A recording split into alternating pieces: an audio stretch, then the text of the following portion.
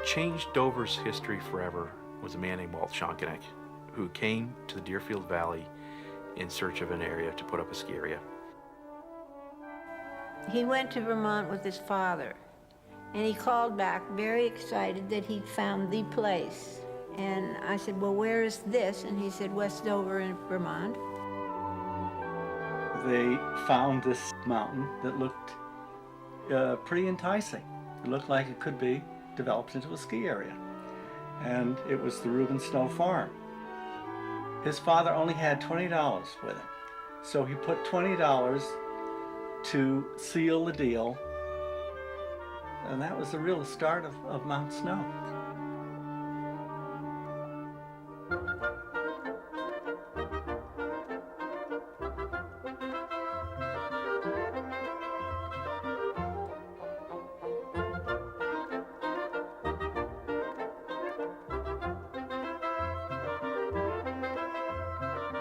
The phone rang one evening, and this voice said, hello, John. You may not remember me. My name's Walt Schoenknecht. That has to be one of the most bizarre comments that ever uttered by man, because whoever met Walt Schoenknecht, even for 1 minute, and didn't remember it, how could you forget Walt Schoenknecht? Walt was a dreamer, and he was always having grand ideas. He seemed like he was 10 feet tall. It seemed to me that he had some gestures that his arms would extend 15 feet. Like Mohammed, East Havener went to a mountain and found skiing.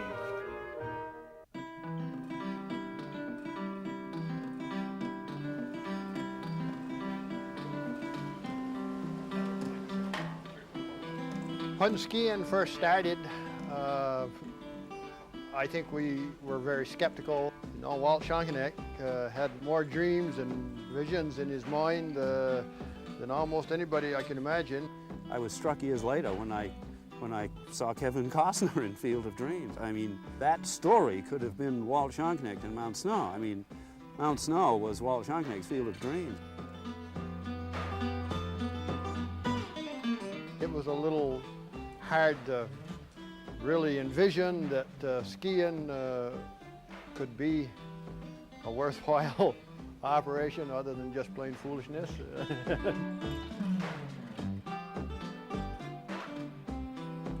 I don't know where Kevin Costner got the money to build the baseball field, but we know where Walter got it. He borrowed it. Walter was then offering shares in the new venture for, I believe, $1,000 a share, which he guaranteed would go up in value, which they did after about 20 years. And he said, oh, we're going to do wonderful things for our stockholders. We're going to have parties, we're going to go down in the islands, and oh, he was dreaming again of all the things that he was going to do. We barely got to pass from Mount Snow, let alone anything else. That was about it. Looking at the mountain, we can see the vast network of trails and slopes. Each year, new trails and lifts are being added, offering the skier an extremely wide choice of terrain. Walt found the perfect mountain. He found a mountain that has that perfect balance of challenge and comfort. When you ski this mountain, you feel good.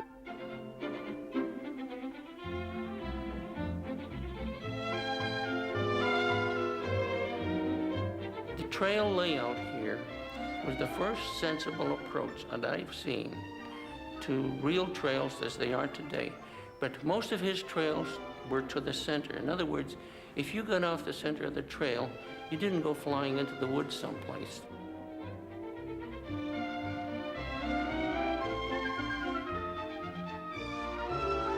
Laying out a ski trail is an art. And, you know, Walter, in a sense, in addition to being a genius, he was also an artist of sorts. And he sculpted the mountain and he sculpted the base area. He just had a feeling for the terrain and that this would be good and we'd need an upsweep this way and a little curve here, and he'd cut it that way and then grade it. And he stood out there and he told the guys what he wanted, the bulldozer operators what he wanted. He knew exactly how to do it. This lift has a capacity of 1,200 skiers per hour. His idea of chairlifts was original. He had chairs drawn by chains that were originally, I think, the idea that they used to use in meat lockers when they were slaughtering beef and so on. They used to hang them on chains, and the chains would go into the freezer and so on. Walter didn't invent the link-built tram system. Link-Belt invented it probably for the Ford Motor Company, where Walter first saw it, hauling fenders down into Baths. Walter was attracted to it for only one reason, and that was his objective was 1,200 skiers an hour. 1,200 skiers an hour is 2 skiers getting off a chair every 6 seconds. Nothing in skiing came close to that. Stowe's chair was 175 skiers an hour, not 1,200. Who said the capacity is 1,200 per hour?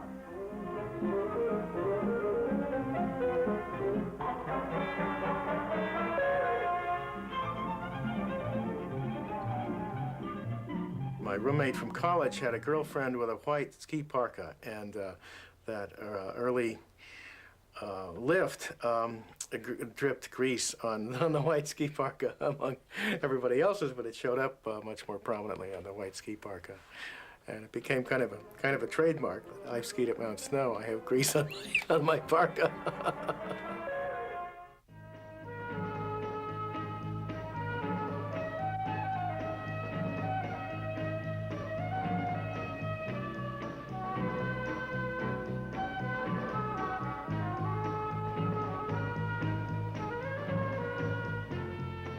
There's even one lift that'll bring you from the hotel to the base lodge. He loved pedestrianization. You know, it's why he built the air car going over from Snow Lake Lodge to the base lodge. He wanted to get people out of their automobiles.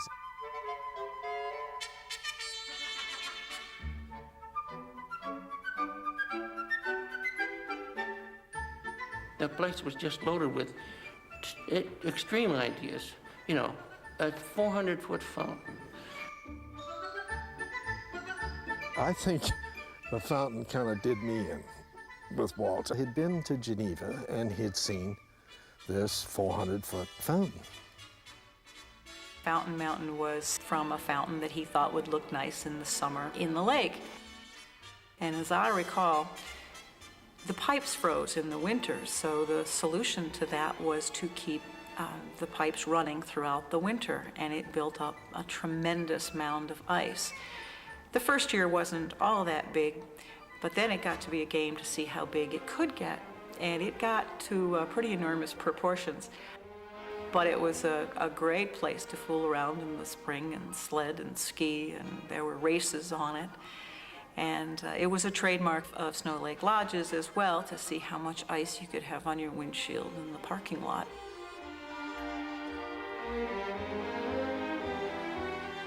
Nobody wanted the fountain. The bankers didn't. Nobody wanted the fountain, okay?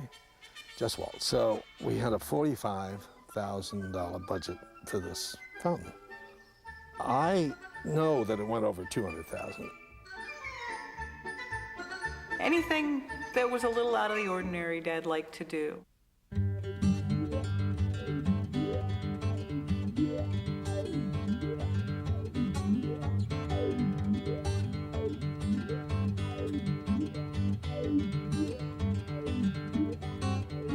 No one had ever put a 500-gallon tropical fish tank inside a ski lodge.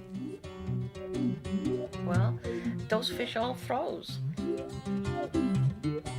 Walter had gotten some notoriety for having conceived of the idea of dropping the atomic bomb between Stratton Mountain and Mount Snow to create a bowl that would provide sufficient vertical descent so we could have 800 vertical meters to host the Olympics. Here's a copy of his press release, which is undated, but we know that it was 1963. It would create a bowl nearly 1,700 feet in diameter and as deep as 400 feet, and it might increase snow capacity and open new underground water sources. the idea that it set off an atomic bomb and it might do something is just really something to be contemplated. Yes, it was all showmanship.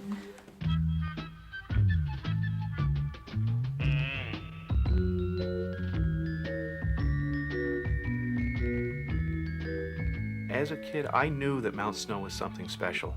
I knew that it was different from other skiers. It was sort of like having Disney World here in the Deerfield Valley, and we sort of like looked at Walt Schoenknecht as the Walt Disney of the ski industry. When the traditional thing to do to build the most modern of ski resorts was to, inside the base lodge, build a heated swimming pool and then flood somewhere outside and let people skate.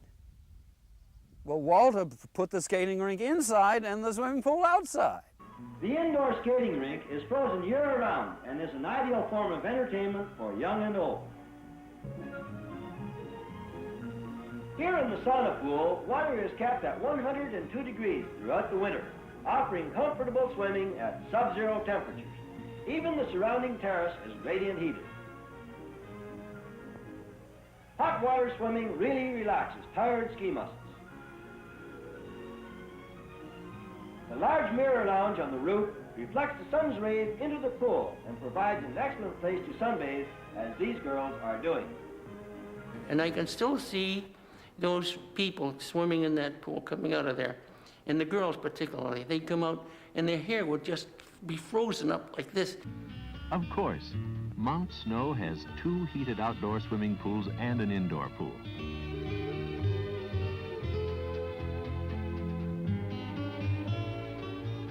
And there are Japanese dream pools in the Snow Lake Lodge, one cold, one hot, to relax you after a day of skiing.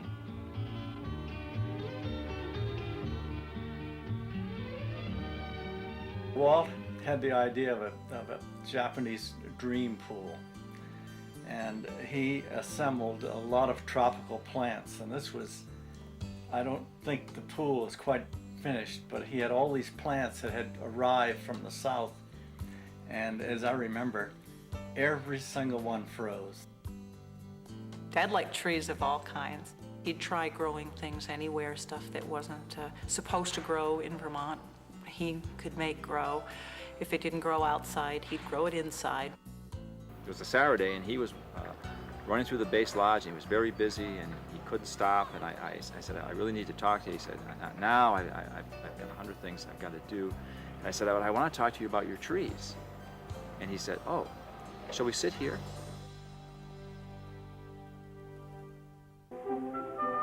We take you to Mount Snow, Westover, Vermont, for a demonstration of ski technique by school director Harvey Clifford, international racer and Olympic coach. Here is the proper way to carry your skis. Harvey recommends that all beginners have their equipment checked by an expert before starting for the slopes. The ski school at that time was reputed to be the best ski school in North America. We had very strict instructions when we came here. We had white, clean turtlenecks. Our boots had to be spit shined. I think that the ski instructors were selected based on the ability to be able to mingle with the people after skiing as well. We had evening entertainment for the pupil. We actually put on skits ourselves where we had a lot of fun. This is Hannes Dorf, the first primitive ski when he stepped on 2 brontosaurus ribs while walking down a glacier. Those ski instructors weren't the sort of haughty type. These guys were used to taking out classes every day, having luncheon with their class, maybe having dinner or having a few beers after skiing with their class, and going to bed with some of their class. Oh, no, but they were entertaining. All right, Fonzie. Fonzie was preoccupied with being cool on the slopes. It was the only thing that kept him warm out there. Fonzie was accustomed to using quite a bit of grease on his hair.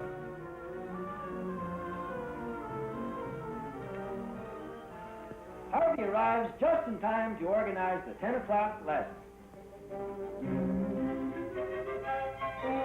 Walt had a very strong identification with guys who didn't have a lot of money, and gals, and wanted to ski.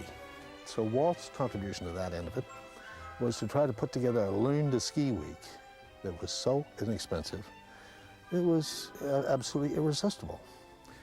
All right, $29.95, I think, was the ticket that included the lessons. $59.95 was a bunk room and food, 2 meals, and ticket and lessons for a week.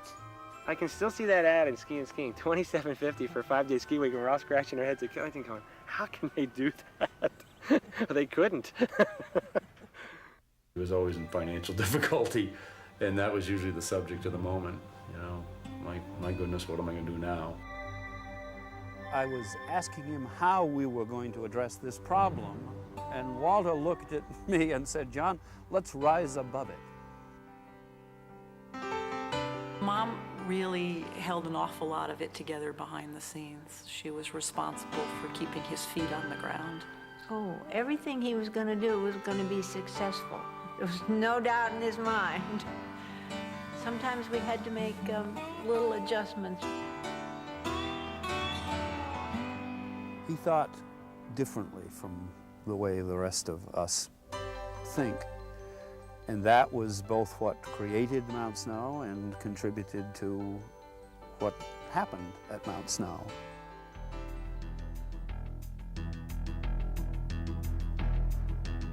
Walter really had to give up much of the company and then watched it go through quite a slide, which was very painful to him. I'm talking about the mid-70s period where the Fleischmans were involved. Well, I think the biggest problem Mount Snow had was the fact that from the early 70s up until just before it was purchased by Sherburne Corporation, it didn't snow. At the beginning of this winter, there was a lot of publicity, a lot of talk about Mount Snow being in grave financial difficulties. Well, we're in the winter of '76, one of the best winters we've had in at least 5 years. And here at Mount Snow, we're talking with Alan Fleischman, who's general manager. Alan, how are things going? Things are going well for us. We're in the middle of one of our best winters we've ever had, and I think that if this keeps up the way it's going so far, I think we're going to, look like real heroes.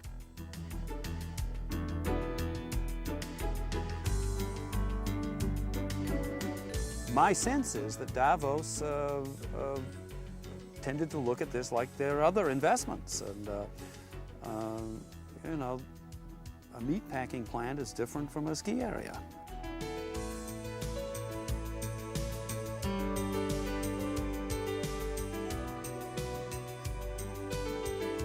Mount Snow had built their reputation on skating rinks and swimming pools and Fountain Mountain, and they didn't really have any snowmaking. Our first mission, we knew, was we needed to make some money at this place. So we felt that the cost of heating the pool and the skating rink and running the air car, which was totally inefficient, was just too much for us to absorb. So we really took away a lot of those amenities. And now, as we look back, probably 17 years, I almost wish we still had the swimming pool in front of the base lodge. The new management was in the process of making Mount Snow a bit more serious and getting rid of the frills. The frills being the outdoor pool and the indoor skating rink and the air car. But there was still a considerable amount of fun to be had.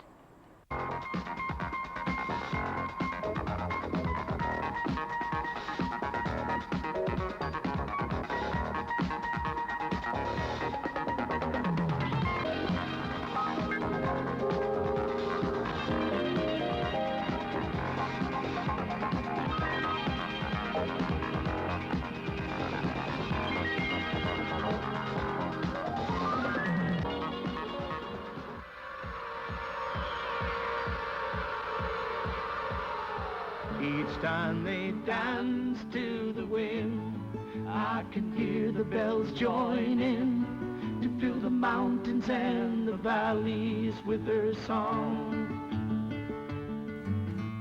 Every year, we added to the snowmaking and either added or replaced a lift or did a major league upgrade. The last gondola went out in '87. was replaced with a detachable quad.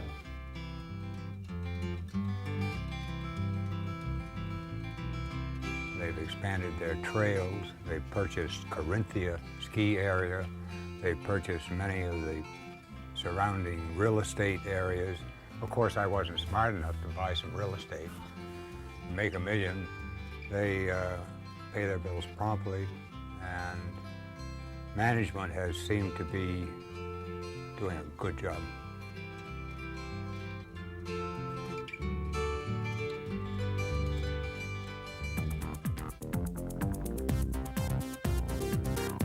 I think we've, really made the transition into the 90s at Mount Snow. We got into the snowboarding program here, and we really put in the first snowboard park in the East 2 years ago.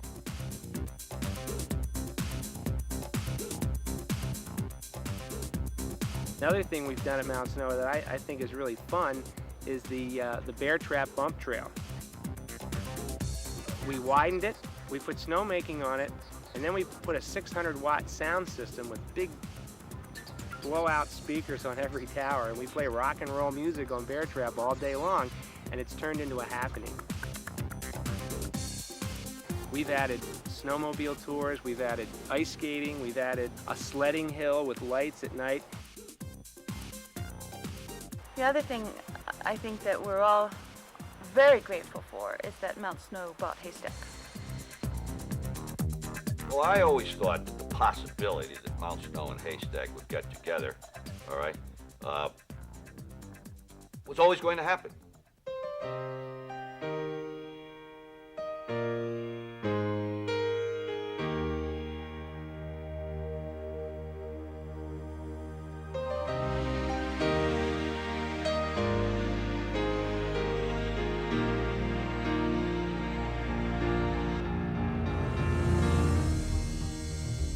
I think if Walt came back to Mount Snow today and took a look at the mountain and took a look at what we were doing at Mount Snow, he would probably have about 10 great ideas he'd want to share with us right away.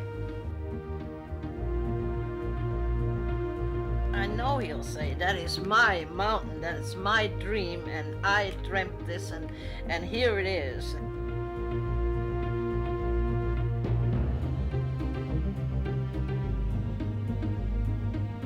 I've got all of the old plans and maps and all the harebrained schemes that he had.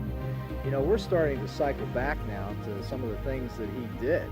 That's nice that things are coming full circle and that the mountain is offering more. He just wondered where the pool was. It's the only thing missing.